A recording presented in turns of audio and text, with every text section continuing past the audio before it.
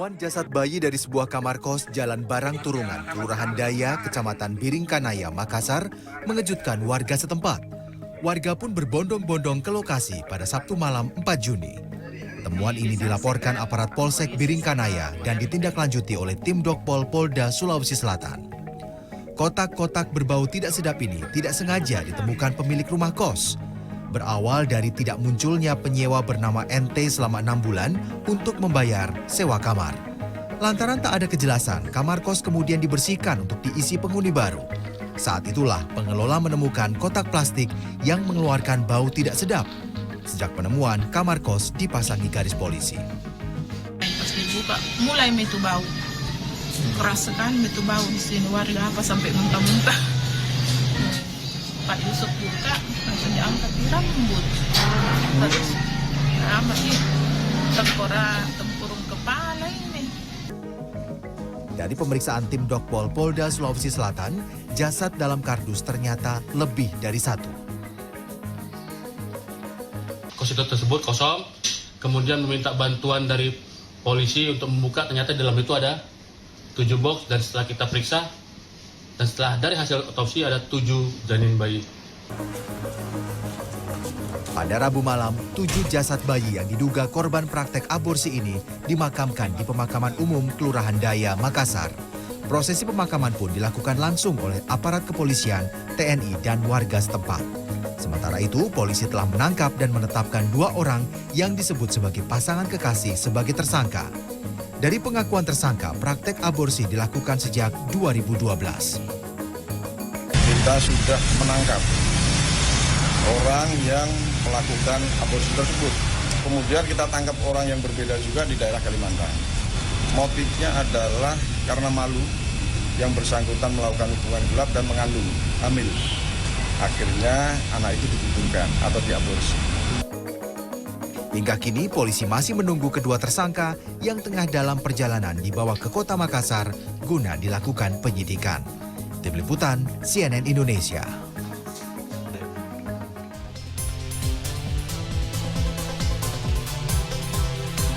Halo, good morning. Ya, ini sudah hari Kamis, bentar lagi akan weekend. Pasti sejumlah rencana-rencana akan sudah disusun nih buat weekendnya mau ngapain aja. Emang sih, hari Kamis tuh biasanya udah terseret-seret nyawanya, apalagi untuk yang kerja ya. Sekarang kan sudah banyak yang menetapkan ataupun menerapkan WFO.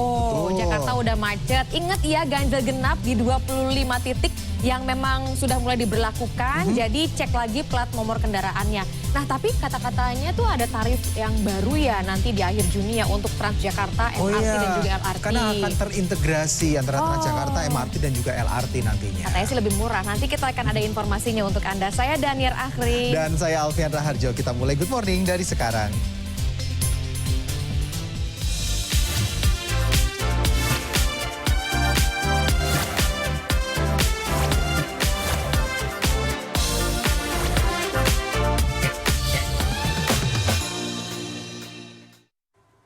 Kita lanjut lagi dengan informasi tidak terima terkena penyekatan antisipasi PMK. Seorang sopir pickup yang mengangkut sapi menantang berkelahi seorang anggota Satlantas Polres Bondowoso, Jawa Timur. Selain memaki petugas, sopir juga merampas surat tilang yang hendak ditulis oleh petugas. Ya, sementara itu di Bekasi, Jawa Barat ini viral juga aksi pemukulan seorang pegawai pajak yang diduga dilakukan oleh atasannya sendiri.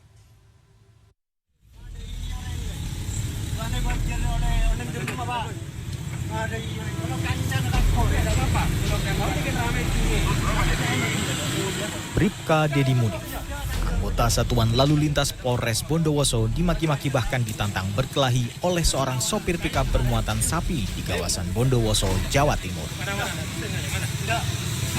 Sang sopir bahkan menyobek surat tilang yang hendak ditulis polisi, sembari menghujat dan menantang berkelahi hingga menjadi tontonan warga. Video rekaman peristiwa ini viral di media sosial dan membuat polisi menangkap sang sopir. Kapolres Bondowoso AKBP Wimboko menuturkan, peristiwa itu terjadi saat kegiatan penyekatan antisipasi penyebaran mulut dan kuku atau PMK. Polisi menanyakan asal-usul sapi dan kepemilikan surat keterangan sehat. Namun, sopir pick-up justru terus melawan. Meski demikian, polisi tidak membawa kasus ini ke ranah hukum. polisi hanya memberikan sanksi sosial pada pelaku berupa azan di masjid dan mengaji 1 juz setiap hari selama 7 hari berturut-turut.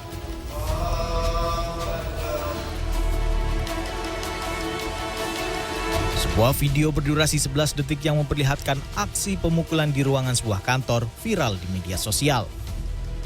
Belakangan diketahui peristiwa ini terjadi di kantor pelayanan pajak Pratama Bekasi Utara, Kota Bekasi, Jawa Barat pada Senin 6 Juni lalu, di mana korban merupakan bawahan dari pelaku pemukulan.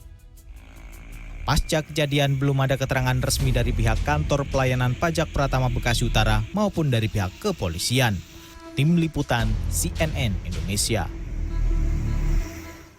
Selanjutnya, ini seekor ular king cobra lepas saat proses pengiriman di kantor jasa ekspedisi di kota Cirebon, Jawa Barat. Iya, kalau sekarang lagi zamannya online shop sih memang wajar ya. Kan kita beli hewan dari online shop gitu kan. Tapi tetap ada ekspedisi khusus hewan sih sebetulnya. Tapi ngeri juga memang kalau hewan itu kobra gitu ya. Terus Iya. lepas gimana coba? Iya, karena itu tidak sesuai dengan SOP loh bungkusannya. Bener, Nah, sementara itu di Ciamis, Jawa Barat, seekor lutung Jawa ditangkap oleh warga karena kerap masuk ke dalam rumah dan mengejar anak-anak.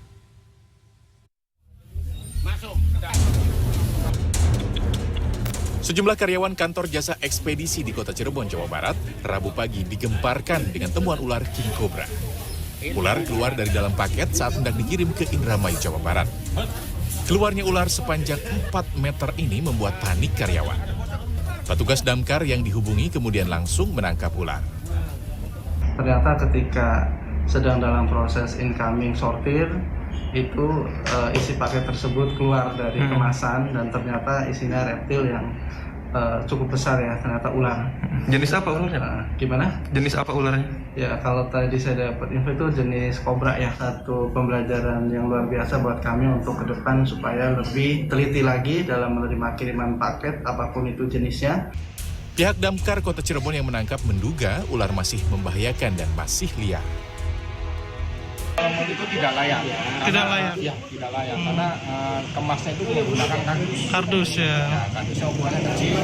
Mungkin di perjalanan ular kobra tersebut yang mungkin kencing ya Pak, buang kotoran, akhirnya kardus itu lembab. Di Ciamis, Jawa Barat, seekor lutung Jawa pada Rabu ditangkap oleh sejumlah warga dan petugas pemadam kebakaran. Lutung sebelumnya masuk ke dalam rumah warga dan kerap mengejar anak-anak yang hendak berangkat ke sekolah. Usai dimasukkan ke dalam kandang, lutung Jawa kemudian diserahkan ke Balai Konservasi Sumber Daya Alam di Ciamis sebelum dilepas liarkan di habitat aslinya. Tim Liputan CNN Indonesia.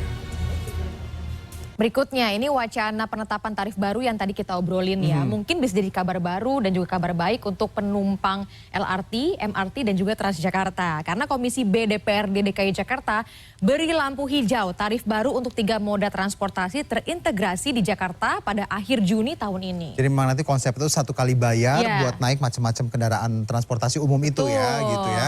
Karena memang dengan demikian warga menggunakan Transjakarta, MRT dan juga LRT akan dikenakan tarif tuh hanya Rp10.000 per orang.